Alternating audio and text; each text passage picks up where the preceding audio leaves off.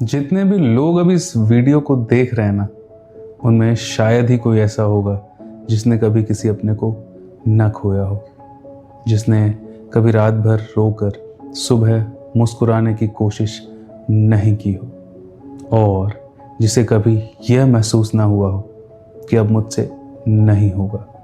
दुनिया का सबसे अमीर इंसान भी भीतर से टूटा हो सकता है, और एक साधारण इंसान भी जिसके पास कुछ नहीं है वह पूरी तरह शांत हो सकता है। तो फिर दुख आखिर है क्या?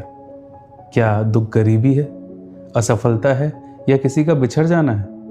आज दुख को सिर्फ एक भावना नहीं, जीवन के सबसे बड़े रहस्य की तरह समझने की कोशिश करेंगे हम सोचते हैं कि दुख बाहर की घटनाओं से पैदा होता है। नौकरी छूट गई, रिश्ता टूट गया, पैसा चला गया।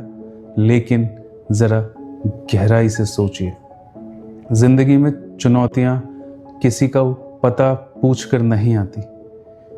फर्क नहीं पड़ता कि आप कितने बुद्धिमान हैं, कितने अमीर हैं, कितने सफल हैं, या कितने आध्यात्मिक हैं।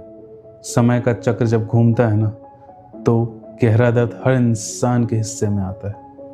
दर्द होना जीवन की नियति है, लेकिन उस दर्द को दुख बनाकर सहते रहना हमारा अपना चुनाव है। दर्द अनिवार्य है, पर दुखी रहना पूरी तरह से आपके हाथ में है। दुख तब पैदा होता है जब रियलिटी कहती है हाँ, और हमारा मन कहता है नहीं।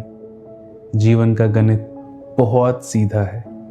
जब हमारी अपेक्षा यानी एक्सपेक्टेशन पूरी हो जाती है ना, तो हमें लगता है कि हम खुश हैं, और जब वही अपेक्षा टूट जाती है तो हम गहरे दुख में चले जाते हैं। किसी प्रियजन का जाना या कोई बड़ा नुकसान होना दर्द है, लेकिन मन का बार बार ये कहना ऐसा नहीं होना चाहिए था, यही विचार सालों साल खींचकर दुख बन जाता है।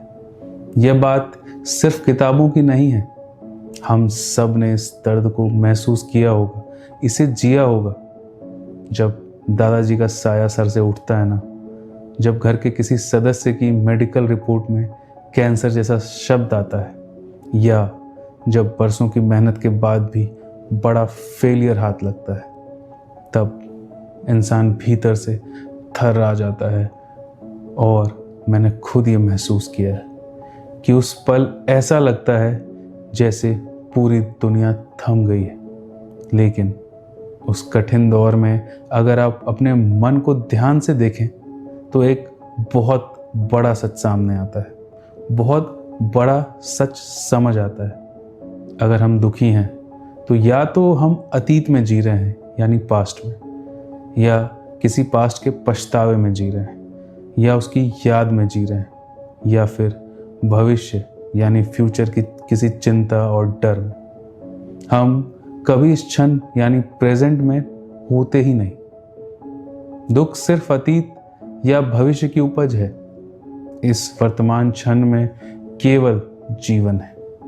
बुद्ध ने 2500 साल पहले कहा था, दुख की सबसे बड़ी जड़ है तृष्णा, यानी बदलाव को न स्वीकारना और बीते हुए या आने वाले पल को पकड़कर बैठ जाना।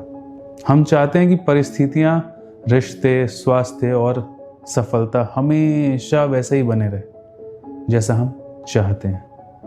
लेकिन जीवन का सबसे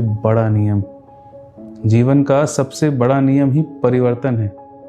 जब तक हम बदलती हुई चीज़ों को जबरदस्ती पकड़ कर रखने की कोशिश करेंगे, जीवन का हर बदलाव हमें तोड़ता रहेगा। मैंने दुनिया के लगभग हर बड़े विचार को पढ़ने और समझने की कोशिश की, चाहे बौद्ध दर्शन में बुद्ध की तृष्णा की बात हो, जैन दर्शन में महावीर का अपरिग्रह और समता का संदेश हो, गीता में श्री कृष्ण का निष्काम कर्म, ईसा मसीह का प्रेम हो, पैगंबर मोहम्मद का सब्र और शुक्र हो, मार्कस ऑरेलियस का स्वीकार, नित्से का अर्थ, एखार्ट टोल का वर्तमान क्षण, या फिर आधुनिक मनोवैज्ञानिकों और विचारकों की सोच हो। भाषाएं अलग थी, रास्ते अलग थे, लेकिन सब एक ही निष्कर्ष पर मिलते हैं। दुख जीवन का स्वाभाविक हिस्सा है। दुख का बड़ा हिस्सा घटना से नहीं, हमारे मन की प्रतिक्रिया, समय के भटकाव और अपेक्षाओं से बनता है। दार्शनिक कहते हैं समाधान सही समझ में है। मनोवैज्ञानिक कहते हैं अपनी भावनाओं को संभालने में है। और विचारकों का मानना है कि मानसिकता और दृष्टिकोण बदलने से जीवन बदलता है। लेकिन अगर इन सब की बातों को एक वाक्य में समेट दिया जाए ना, तो वह यह है, दुख से पूरी तरह बचना शायद संभव न हो, लेकिन उसके साथ हमारा संबंध बदल सकता है। जब समझ, स्वीकार और जागरूकता बढ़ती है ना, तो वही परिस्थितियां पहले जितना दुख नहीं देती है। इसी बात को लेकर गौर गोपाल दास जी ने एक बहुत खूबसूरत बात कही है। Don't suffer your pain more than it deserves and don't enjoy your pleasure more than it deserves. यानी अपने दर्द को अपनी औकात से ज़्यादा दुख मत दो, और अपनी खुशी को उसकी औकात से ज़्यादा सिर पर मत चढ़ाओ, क्योंकि जीवन में कुछ भी स्थायी नहीं है, न दर्द न खुशी।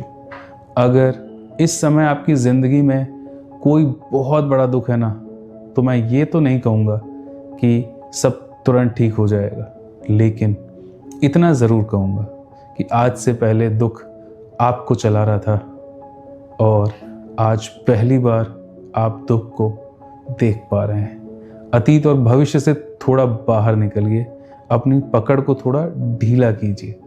शांति और संतुलन बाहर ढूंढने से नहीं, भीतर की पकड़ छूटने से प्रकट होती है।